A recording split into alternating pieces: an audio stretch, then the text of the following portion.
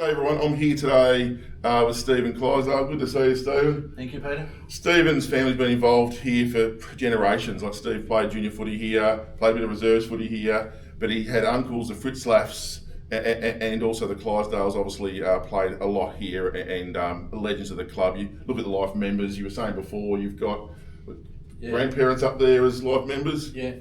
Grandparents and uncles are all there. Famous family of the footy club. And what Stephen's been good enough to do is actually donate his dad, Kevin's 1954 number 6 Berwick Footy Club Guernsey. So let's have a look at that. So, won in the 1954 Premiership. Mm-hmm. We're going to, as a club, get it framed and put it up on a wall somewhere. We really appreciate this, mate. Yeah, number 6, the great number 6 for the club.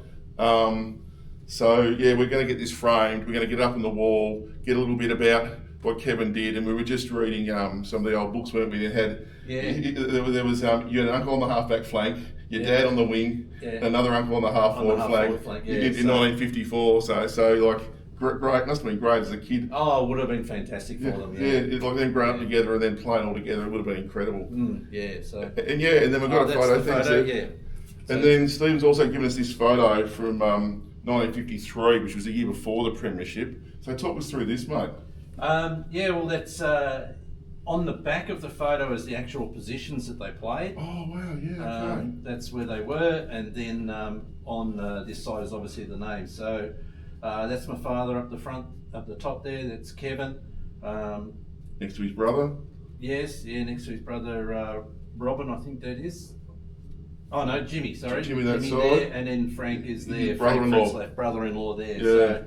Yeah. So that's my father and 2 uncles either side, and that's how they played on the ground as well. Very good. Oh, this fella here, Alec Kirchner. Yeah. He's related to the family as well. Related to the Fritzlaffs. So the Kirchner boys, they played as well. So. Yeah, right. Yeah, okay. So your mum was a Fritzlaff? Yeah, my mum was a Fritzlaff. Yeah, right. So she had her brothers and brother-in-laws and husbands, so she would have barracked pretty hard, making sure none of the boys got hurt too. She was working in the canteen. Yeah. They sold raffle tickets and then drew the raffle at half time and then walked the sign around the ground as they did in those days. Yeah, to see who won. Yeah, to see who won. Yeah. So, she did all that, and I was just reading about her just the other day, about that sort of thing, and she said they got a lolly. Yeah, got a lolly and a lolly for good payment. So, that's great. Yeah, so. We're just here now having a look at the life members board. So, Stephen, tell us about your family that's up here. All right. Well, first of all, we've got my nana, which is Elizabeth Fritzlaff. She was obviously made a life member in 1953. Again, she did a lot of the work in the canteens and, all of that sort of thing, which women did and were not appreciated back then. Yeah, that's right. Yeah, just expected. Yeah. Then straight after her is Jack Fritzlaff, a life member. He's my uncle. Yep. My mum's brother.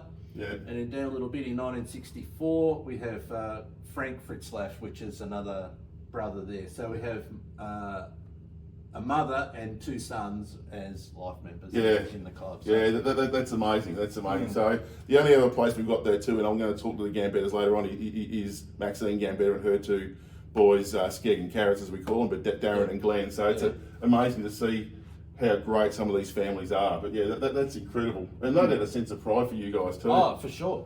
And you were saying one of the Fritzlaffs, you reckon, played over 300 games for the club, but go back so far, we haven't got the records. Yeah, which we don't have the records, but my mum used to tell me all the time that Frank Fritzlaff played over 300 games. Yeah, right. Yeah, that's incredible. Yeah, so when, I think it was when John Callery was the record holder, he played however many games. Yeah. She said then, oh no, Frank played a lot more, over 300. So. Yeah, well, there you go. But as we haven't got the record for back from the 40s and 50s, so no, that's really, really cool. So as I was saying, got this is 1955, an old record there, everybody, you can have a look at that. But you've got, Kevin Clydesdale, your dad, and who's that? Is that Max? You said Max is my uncle. Yes. Yeah. And Frank Fritzlaff, the other uncle. He's another uncle. Yeah. So along with Jack Fritzlaff, which he must have finished playing by then. Or out injured that game or something. He might have been playing. But Frank's vice captain, 28 years old. Was he 12 stone 4 and 5'8"? Yeah. They've got the weights and the heights here. And the heights, yeah. Yeah. Loveridge, so they were obviously playing quite a bit of footy here. Mm. Yeah, that's cool. Yeah, Ron Savoury, another good player. Yeah, right, yeah. At those times. On this first page as well, there's a mention of Kevin Clydesdale, if you want to read that there. Oh, right. Oh, yeah. The wings were, handy by pacey, experienced Kevin Clydesdale. Oh, right, How okay. cool's that, yeah. And it says here, Frank Fitzleft, and he's played 178 games, veteran, great right. dash and vigour, the half-back flank. Yeah. Oh, right, Jimmy Allen, Yeah.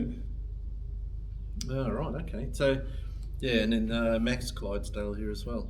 Yeah. Max Clydesdale Fine ground player on the yeah. flank. Well, he had to be, he's small. Yeah. He was only short. So you had your dad on the wing, Yeah. an uncle on the half-back flank, and an uncle on the half-forward flank. Yeah. There you go, family affair. Yeah, it was for sure. And that's Frank there in that old photo. Yeah, that's definitely Frank. Yeah, I'll just show the camera that too, just so they can. So it's an old photo from, we think it's early 50s, late 40s. And that's him here as well. Yeah, right. On Yeah. the bottom there. So I don't know when that is. I can't pick any other players out of it. So people to talk to about this might be Brian Curtis, Yeah, rightio. Brian Wills, Yep. and Steve Greenwood. Yep. They're three guys that. Yeah, well, I know Steve. I was chatting to him last night. Obviously, I know Brian, and I know Gav Will, so I can talk to his dad, Brian. Yeah. So they all played. Yeah. Brian Curtis was a fantastic ruckman.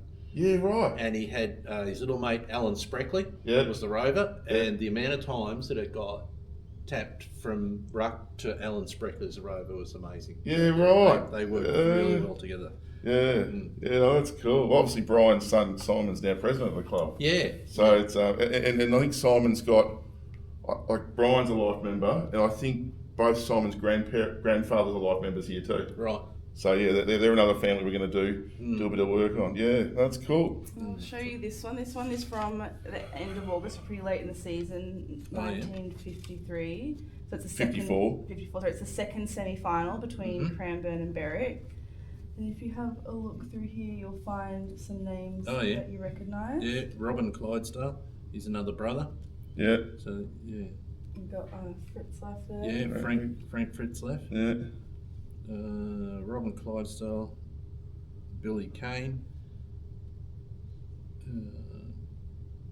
Bill Owen. He's they're all sort of they were household names of that era. The Berwick Footy Club. Yeah. So, No, it's cool. All right.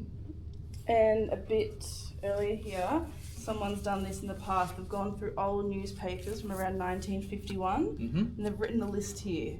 So you'll see Fritz Laff. Yeah. Fritz Laff. Yeah, that's 1951 is before the Clydesdales came to Berwick. Yeah, right. Because they were from Dramana. Yeah, right. So they came to Berwick, I think, in 53. Yeah, 52 or 53. 52 it must have been. So 1951. Yeah. And we've got here this picture here from 1947, which is pretty cool. And you've got Fritz Laff's there, so that's Fred. Fred, so he's their dad. So He's your their dad. So your grandfather. My grandfather, yeah. Yeah. Frank, and then I think it's Max Wen. Yeah, Max Wen. Yeah, he went and played at Carlton, didn't he? Yes, I think he was a very good footballer. Very, very good footballer. Yeah.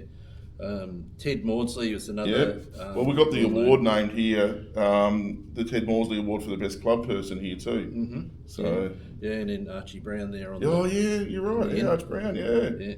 He was fantastic, Archie Brown. Yeah. He the amount of time that he put in to look after the incidentals of the club.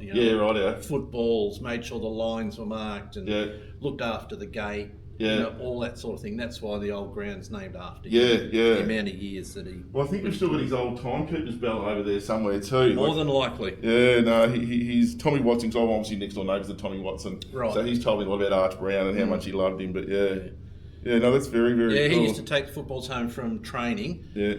Polish them up, and bring them back for the Saturday to play, and then the skippers would choose which one they want to play with. Yeah. You said the Clydesdales didn't get here until later. This is 1953. If you look under Berwick, they've appeared. Oh yeah.